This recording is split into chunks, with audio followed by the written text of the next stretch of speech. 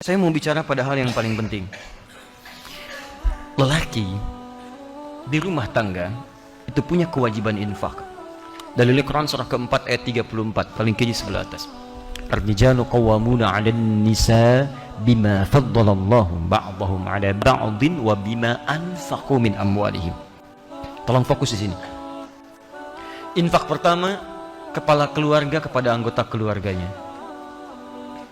Saat Dzulhijjah ini, coba antum evaluasi.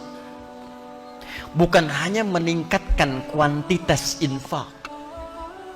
Saya tidak bicara uang belanja tambah misalnya, atau anak-anak tambah bekal, bukan. Coba anda evaluasi, memasuki bulan Dzulhijjah ini, selama anda berikan nafkah untuk keluarga, berapa di antara nafkah itu yang sudah mendekatkan keluarga kepada Allah Subhanahu wa Ta'ala? Cek. Anak-anak disekolahkan di mana? Antum capek-capek cari kerja, dibiayai, tiba-tiba setelah dewasa dia tidak bisa sholat. Jenazah tidak bisa menyolatkan antum. Antum meninggal tidak bisa mengafani antum. Apa investasi antum? Gak ada gunanya di situ. Hanya dunia saja. Kalau cuma mengangkat status dunia, antum ketinggalan. Yang belum beriman pun mereka sudah mengangkat anaknya demi status dunia. Anda pengen anak juara matematika, anak orang lain sudah dapat Nobel. Makanya saya katakan, kalau berlomba untuk urusan dunia itu kecil. Nilainya nggak ada. Celupkan air ke dalam gelas, angkat sedikit, tetesan pertamanya dunia. Cuman segitu nilainya.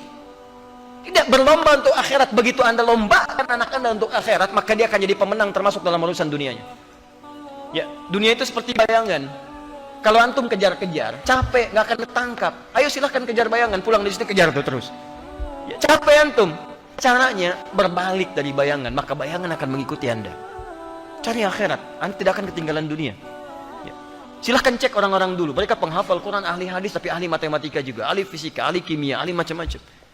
Dan bukan aib kalau anak kita misalnya sekolah dalam umum, gak ada masalah. Tapi hadirkan nilai Quran di dalamnya, hadirkan hadisnya. Cek lagi. Rumah yang antum kemudian titipkan pada istri ketika antum bekerja, jadi apa di dalamnya? Cuman sekedar tidur, istirahat, masak dan sebagainya. Jangankan anda, yang belum beriman pun bisa menggunakan rumah seperti itu. Pernah nggak rumahnya dipakai zikir? Majlis ilmu, tempat untuk bermunajat kepada Allah, tempat untuk mendidik anak-anak yang dekat dengan Allah. Ada nggak ruangan untuk baca Quran untuk anak-anak? Ada nggak contoh untuk salat berjamaah? Ada nggak si kecil punya sajadah? Jangan-jangan anak nggak bisa salat bukan karena mereka sulit diminta salat, karena antum nggak pernah memfasilitasi dengan infak itu supaya mereka salat. Coba lihat pakaiannya, pernah nggak berikan pakaian khusus untuk salat? Coba lihat kelengkapannya, jangan-jangan di kamarnya cuma novel yang dikoleksi, bacaan Quran tidak pernah ada, mushaf tidak ada. Bagaimana anda bisa berdoa menjadikan anak yang soleh sementara anda tidak memfasilitasi anak anda untuk soleh? Coba lihat kendaraan antum sebelum masuk ke dalam bulan-bulan ini. Dari sekian hidup antum dititipkan kendaraan, berapa kali antum gunakan untuk ibadah? Dan itu akan ditanya. Tus'aluna yawma idzin 'anil na'im. Antum akan ditanya setiap tetes nikmat yang antum dapati. Itu titipan. Berapa banyak digunakan untuk ibadah? Pulang buka pakaian, lihat koleksi. Buka kemudian lihat kendaraan dan sebagainya. Dibandingkan dengan urusan-urusan dunia, berapa digunakan untuk kepentingan ibadah di hadapan Allah Subhanahu wa Ta'ala. Makanya saya katakan modifikasi isinya dari sejak sekarang. Antum punya kendaraan, mobil misalnya, isikan murotal Quran di dalamnya. Berangkat kemana-mana itu jadi saksi di hadapan Allah. Jadi saksi itu. Antum dengarkan tausiah, dengarkan Quran di situ. Ya pakai motor misalnya, gunakan untuk yang baik-baik dan seterusnya. Itu luar biasa.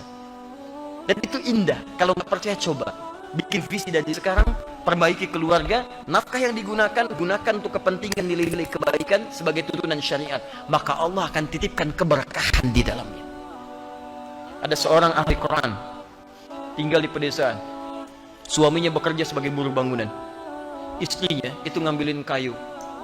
Masya Allah, kadang-kadang tidak malu, di sawah dan sebagainya. Tapi tahukah antum, istrinya hafizah penghafal Quran. Anak-anaknya penghafal Quran. Suami pulang ke rumah cuma 500.000 dibawa, tapi tidak pernah ada keluhan di lisannya. Yang dia katakan, Masya Allah, Alhamdulillah, Abi bawa uang banyak sekali, banyak sekali.